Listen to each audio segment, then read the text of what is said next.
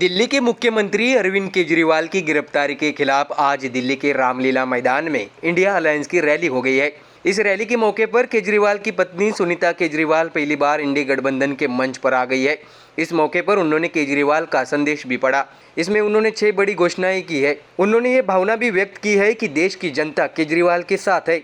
दरअसल आपको बता दें कि बैठक में इंडी गठबंधन के सभी पार्टियों के नेता मौजूद रहे।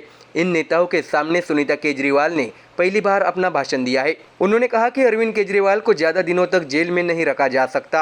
अरविंद केजरीवाल कह रहे हैं कि मैं आपसे वोट नहीं मांग रहा हूँ, वह किसी को चुनाव में हराने के लिए मदद नहीं मांगते, मैं सिर्फ इस देश को आगे बढ़ाने के लिए मदद मांग रहा हूँ। आपको बता दें कि भाषण के दौरान सुनीता केजरीवाल ने अरविंद केजरीवाल के 6 वादे पढ़े। केजरीवाल ने पहली गारंटी दी है कि देश के किसी भी हिस्से में बिजली कटौती नहीं होगी। उन्होंने देश के सभी गरीबों को मुफ्त बिजली देने की घोषणा की है। इसके साथ ही हर गांव में एक सर्व सुविधा युक्त स्कूल होगा।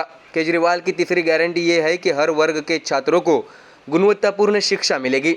दिल्ली के मोहल्ला क्लिनिक की तरह देश के हर गांव में ऐसा क्लिनिक होगा। केजरीवाल ने चौथी गारंटी दी है कि हर जिले में एक सरकारी मल्टी स्पेशलिस्ट हॉस्पिटल बनाया जाएगा। जबकि 5वीं गारंटी किसानों को स्वामीनाथन रिपोर्ट के अनुसार कृषि उपज का न्यूनतम समर्थन मूल्य मिले। छठी गारंटी दिल्ली वालों के लिए है, दिल्ली को स्वतंत्र राज्य का दर्जा दिया जाएगा।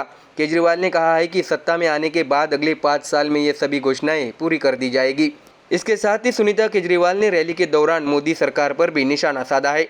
उन्होंने कहा कि मोदी ने मेरे पति को जेल में डाल दिया है, वो लोगों की भलाई के लिए लड़ रहे थे। केजरीवाल करोड़ों लोगों के मन में हैं, इसलिए आपके केजरीवाल ज़्यादा दिनों तक जेल में नहीं रह सकते। सुनीता केजरीवाल ने यह भी भावना व्यक्त की कि केजरीवाल एक शेर है और वह लड़ने वाले हैं। तो देखा आपने, केजरीवाल ने जेल में रहते हुए लोकसभा चुनाव के मद्देनजर देशवासियों को ऐसे वादे कर दिए हैं कि शायद ही वे उसे पूरा कर सके। हालांकि दूसरी ओर बीजेपी को हराना इंडी गठबंधन को काफी मुश्किल दिख रहा है, क्योंकि देश में मोदी की अब लहर नहीं सुनामी चल रही है और ऐसे में विपक्ष काफी डरा हुआ है। लोकसभा चुनाव को लेकर देश का विपक्ष हर हाल में मोदी सरकार को दिल्ली के गद्दी से हटाने के लिए पूरी जोर शोर से प्रचार प्रसार में जुटा हुआ है और इसी चुनावी संकेत को दर्शाते हुए दिल्ली में महागठबंधन की महारैली का आयोजन हुआ। इस दौरान इंडी गठबंधन के प्रमुख नेता उपस्थित रहे और देश के विपक्षी दलों द्वारा मोदी सरकार की आलोचना करते हुए उन्हें निशाने पर लिया गया।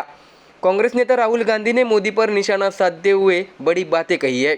क्या है पूरी खबर, जानते हैं विस्तार से। राहुल ने अपने भाषण के दौरान कहा है कि देश का संविधान खतरे में है। बीजेपी के एक नेता संविधान बदलने की बात कर रहे हैं। चुनाव से पहले 2 राज्यों के मुख्यमंत्रियों को गिरफ्तार कर लिया गया। ऐसे में बीजेपी और मोदी मैच फिक्सिंग के जरिए चुनाव जीतना चाहते हैं। आपको बता दें कि दिल्ली के रामलीला मैदान में इंडी गठबंधन महारैली का आयोजन किया गया। इस महारैली में इंडिया अलायंस के नेताओं ने नरेंद्र मोदी की जमकर आलोचना की। राहुल गांधी ने कहा कि बीजेपी निष्पक्ष चुनाव नहीं चाहती, इसलिए चुनाव से पहले कांग्रेस के बैंक खाते फ्रीज कर दिए गए। 2 राज्यों के मुख्यमंत्रियों को गिरफ्तार कर लिया गया। यदि यह कार्रवाई चुनाव से 6 माह पहले या 6 माह बाद की गई होती तो उनकी मंशा पर कोई संदेह नहीं होता, लेकिन बीजेपी चुनाव के दौरान कार्रवाई कर मैच फिक्सिंग कर रही है। बीजेपी 400 पार का नारा दे रही है, लेकिन अगर ईवीएम नहीं है तो बीजेपी 180 भी पार नहीं कर पाएगी। देश के संविधान को बदलने के लिए चुनावी मैच फिक्सिंग की जा रही है। राहुल गांधी ने चेतावनी दी कि जिस दिन संविधान बदला गया, देश नहीं बचेगा। इसके साथ ही एनसीपी शरद चंद्र पवार पार्टी के अध्यक्ष शरद पवार ने बीजेपी पर जोरदार हमला बोला। मुख्यमंत्री अरविंद केजरीवाल और हेमंत सोरेन की गिरफ्तारी को उन्होंने संविधान पर हमला बताया है। उन्होंने कहा कि मुख्यमंत्री को गिरफ्तार करना लोकतंत्र पर हमला है। ऐसा कहते हुए शरद पवार ने मोदी सरकार की आलोचना की। तो वही उद्धव ठाकरे ने अपने ठाकरे अंदाज में नरेंद्र मोदी की खबर ली। उन्होंने कहा कि बीजेपी ईडी, सीबीआई, आईटी विभाग का इस्तेमाल कर चुनाव जीत रही है। हिम्मत है तो अपने बैनर पर लिखे कि ईडी, सीबीआई, आईटी विभाग ये तीनों बीजेपी की सहयोगी पार्टियां हैं। ऐसी ठाकरे ने बीजेपी को चुनौती दे दी है। इसके साथ ही कांग्रेस अध्यक्ष मल्लिकार्जुन खड़गे ने कहा कि लोगों ने देश को आज़ादी दिलाने के लिए लड़ाई लड़ी। इंडिया अलायंस लोकतंत्र को बचाने के लिए बीजेपी के खिलाफ लड़ना चाहती है। देश की जनता तय करेगी कि उन्हें तानाशाही चाहिए या लोकतंत्र। भाजपा ने जनता द्वारा चुने गए 2 मुख्यमंत्रियों को जेल में डाल दिया। लोग बीजेपी पर थूक रहे हैं। बीजेपी के 10 साल के कार्यकाल पर नजर डाले तो बीजेपी 400 सीटें जीत नहीं रही, बल्कि 400 सीटों पर हार रही है। तो देखा आपने, मोदी सरकार को सत्ता से हटाने के लिए विपक्ष नए आरोप लगाकर देश की जनता को अपने साइड करना चाहती है, लेकिन देश का नागरिक समझदार है। उन्हें पता है कि उनके लिए बिजली, गैस, राशन, नौकरी कौन दे रहा है और देश किसके हाथ में सुरक्षित है। ऐसे में विपक्ष कितना भी आरोप लगाए, लेकिन मोदी को तीसरी बार प्रधानमंत्री बनने से वो रोक नहीं पाएगी। Bureau report, MDR news. Maharashtra की राजनीति में हर दिन कुछ नया राजनीतिक भूचाल आता ही रहता है। सरकार और विपक्ष के बीच का घमासान अब लोकसभा चुनाव के मद्देनजर और भी तेज हो गया है। ऐसे में अजीत पवार की पार्टी के लिए एक बुरी खबर सामने आई है। दरअसल आने वाले समय में राज्य के खाद्य एवं नागरिक आपूर्ति मंत्री छगन भुजबल की मुश्किलें बढ़ने की संभावनाएं है। चूंकि लोकसभा चुनाव के मद्देनजर इस याचिका पर सोमवार को सुनवाई होगी, इसलिए इसने सभी का ध्यान आकर्षित कर लिया है।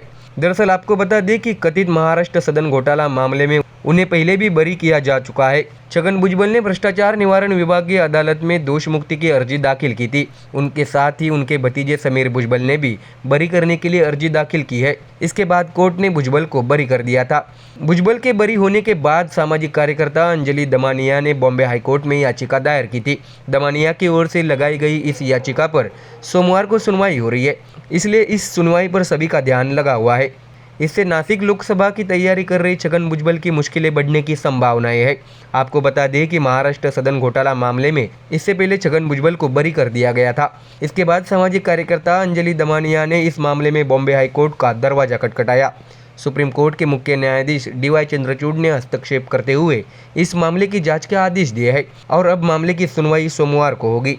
इस बीच सोशल एक्टिविस्ट अंजलि दमानिया ने ट्विटर पर इस बारे में एक पोस्ट शेयर किया है। इसमें कहा गया है कि छगन भुजबल को महाराष्ट्र सदन घोटाले में बरी कर दिया गया। इस मामले में आरोप मुक्ति को चुनौती देने वाली अपील पर पिछले 1.5 साल से सुनवाई नहीं हुई है। 5 जजों ने कहा नॉन बिफोर मी। इसके बाद आखिरकार मामला सोमवार को क्रम संख्या 12 पर जस्टिस मोडक के सामने रखा गया है।